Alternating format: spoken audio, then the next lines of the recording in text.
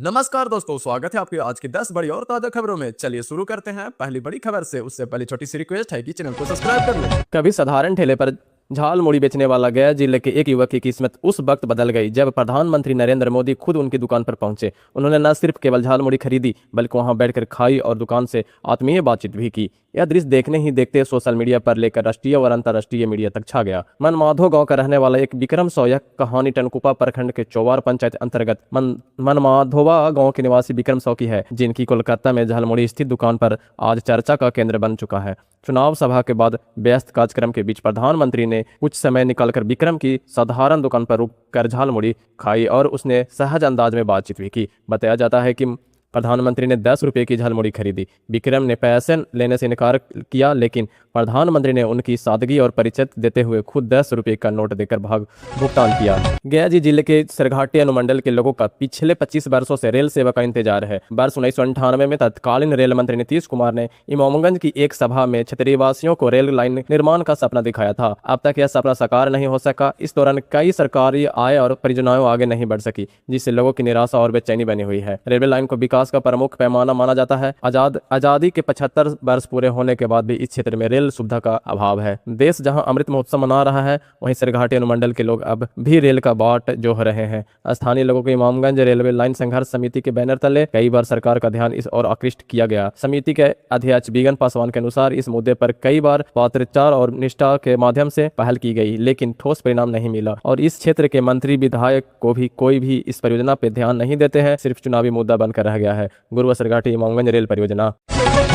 गया जी के मानपुर शहरी क्षेत्र भुसुंडा सड़क किनारे मंगलवार देर रात भीषण अग्निकांड में लगभग 10 दुकानें और एक मकान जलकर पूरी तरह से राख हो गए। आग की लपेटें इतनी तेज थी कि दुकान में रखी सारा सामान कुछ ही देर में राख में तब्दील हो गया। घटना की सूचना मिलते ही स्थानीय लोगों में अफरा तफरी मच गई। फल विक्रेता मोहम्मद अकरम ने बताया कि रात करीब 2 बजे उन्हें दुकान में आग लगने की जानकारी मिली। जब तक वे मौके पर पहुंचे तब तक आग विराल रूप ले चुका था। वहीं चिकन दुकान के मालिक मोहम्मद छोटू ने बताया कि करीब लाखों रुपए की मुर्गे जलकर नष्ट हो गए। स्थानीय लोगों के अनुसार इस अग्निकांड में फल दुकान, चिकन दुकान, पलंग दुकान, जनरल स्टोर, गुमटी और 4 पहिया फेरी ठेला सहित करीब 10 दुकानें, एक पशु भी आग में लपेटे में आ गई। सूचना मिलने पर मदद के लिए गाड़ी मौके पर पहुंची और कड़ी मशक्कत के बाद आग पर काबू पाया गया, लेकिन अब तक सब कुछ जलकर खाक हो चुका था। बताया जाता है कि भुसुंडा क्षेत्र में सड़क किनारे लकड़ी की दुकानें, पलंग की दुकानें और झोपड़ी अधिक संख्या में है, जिससे आग तेजी से फैल गई। दिन में यह इलाका काफी व्यस्त रहता है। हालांकि आग लगने के कारण का पता अब तक नहीं चल पाया है।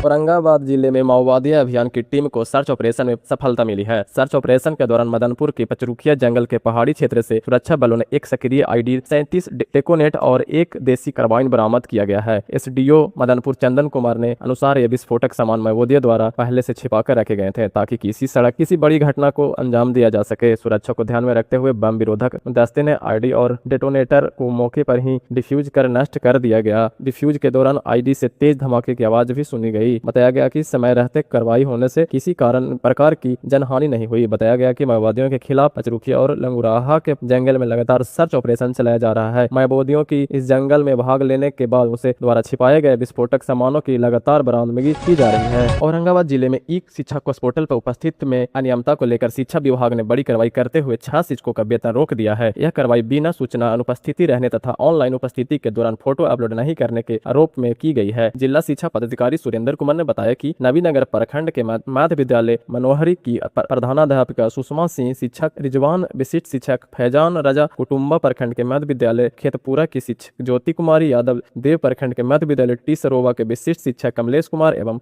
हसपुरा प्रखंड के प्राथमिक विद्यालय इटावा बाजितपुर के शिक्षक विकास सिंह विरुद्ध कार्रवाई की गई है। विभागीय जांच में पाया गया कि शिक्षकों को कई तिथियां में ई शिक्षा को पोर्टल पर उपस्थिति दर्ज नहीं थी। साथ ही कुछ दिनों में विद्यालय आने जाने का समय ऑनलाइन उपस्थिति के लिए आवश्यक फोटो अपलोड नहीं किया गया था, जो स्पष्ट रूप से विभागीय निर्देशों को अवहेलना मानी गई है।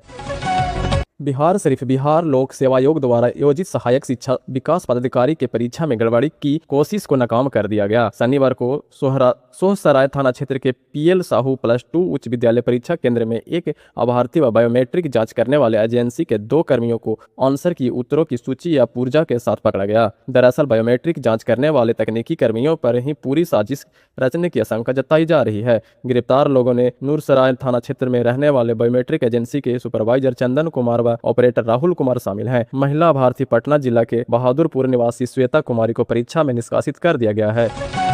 पटना फुलवारी शरीफ थाना क्षेत्र स्थित भुसौला पोखर में एक युवक के डूबने की घटना के बाद मंगलवार को हालात तनावपूर्ण हो गए। विक्रम थाना क्षेत्र के मोहनचक निवासी 28 वर्षीय बिलेंदर मांझी की डूबने से मौत हो गई, लेकिन घटना के 12 घंटे बाद भी सब बरामद नहीं होने से ग्रामीणों का गुस्सा फूट पड़ा। आक्रोशित लोगों ने सुबह करीब 9 बजे से एम्स गोलंबर को जाम कर दिया और आगजनी कर प्रशासन के खिलाफ प्रदर्शन शुरू कर दिया। इससे आवागमन पूरी तरह से ठप हो गया, गाड़ियों की कतार लग गई। देर रात तालाब में गिर गया था युवक। जानकारी के अनुसार बिलेंदर मांझी रिश्तेदारी में तिलक समारोह में शामिल होने भुसुंडा पोखर के पास आया था। सोमवार रात करीब 10 बजे यह शौच के लिए बाहर निकला। इसी दौरान वह फिसलने से वह पोखर में गिर गया। घटना के बाद मौके पर अफरा तफरी मच गई। स्थानीय लोगों को बारात में शामिल लोगों ने काफी देर तक खोजबीन की, लेकिन कोई सुराग नहीं मिला। मुख्यमंत्री महिला रोजगार योजना के अंतर्गत रोजगार शुरू करने वाली पात्र महिलाओं को जल्द ही द्वितीय किस्त का भुगतान किया जाएगा। बिहार ग्रामीण जीविकोपार्जन के प्रोत्साहन समिति ने भी सभी जिला परियोजना इकाइयों को इस दिशा में आवश्यक निर्देश जारी किए हैं। जिला परियोजना प्रबंधक आचार्य मम्मट से वर्चुअल बैठक के माध्यम से जिला एवं प्रखंड स्तरीय पदाधिकारियों का पात्र लाभुकों का चयन कर विवरण शीघ्र भेजने का निर्देश दिया है। योजना का उद्देश्य प्रत्येक परिवार की एक महिला को स्वरोजगार के लिए आर्थिक सहायता देकर उन्हें आत्मनिर्भर बनाना है। योजना के तहत प्रथम किस्त 10,000 रुपया पहले ही दे दिया जा चुका है। अब निर्धारित शर्तें पूरी करने वाली महिलाओं को द्वितीय किस्त के लिए 20,000 रुपया का प्रदान किए जाएंगे। आवश्यक सूचना, नए पैन कार्ड के नियमों में बड़ा बदलाव किया गया है। भारत सरकार के नए निर्देशानुसार 1 अप्रैल 2026 से नए पैन कार्ड के आवेदन के लिए आधार कार्ड के साथ साथ एक अतिरिक्त जन्म तिथि प्रमाण पत्र देना अनिवार्य कर दिया गया है। पैन कार्ड बनवाने के लिए स्वीकृत जन्म प्रमाण पत्र दस्तावेज जैसे जन्म प्रमाण पत्र, voter ID card, matriculation 10th certificate, driving licence, magistrate द्वारा जारी एफिडेविट, पासपोर्ट या 2 अन्य अधिकृत सरकारी दस्तावेज और अब फॉर्म में माता का नाम भरना भी अनिवार्य कर दिया गया है। सरकार का यह सख्त निर्देश है। बिहार में प्रधानमंत्री आवास योजना ग्रामीण के तहत 1.4 करोड़ के अधिक नए परिवारों का सत्यापन पूरा हो चुका है, जिन्हें जल्द ही पक्के घर की पहली किस्त मिलेगी। राज्य सरकार ने 2026 तक सभी पात्र गरीबों को आवास देने का लक्ष्य रखा है, जिसमें 35 लाख से अधिक अयोग्य पाए गए परिवारों को दोबारा जांच की जा रही है। दोस्तों, ये थी आज की बड़ी और ताज़ा खबरें। आपको कौन सी खबरें सबसे ज्यादा चौंकाने वाली लगी, कमेंट करके बताएं। और अगर वीडियो अच्छा लगा हो तो लाइक और सब्सक्राइब करना ना भूलें।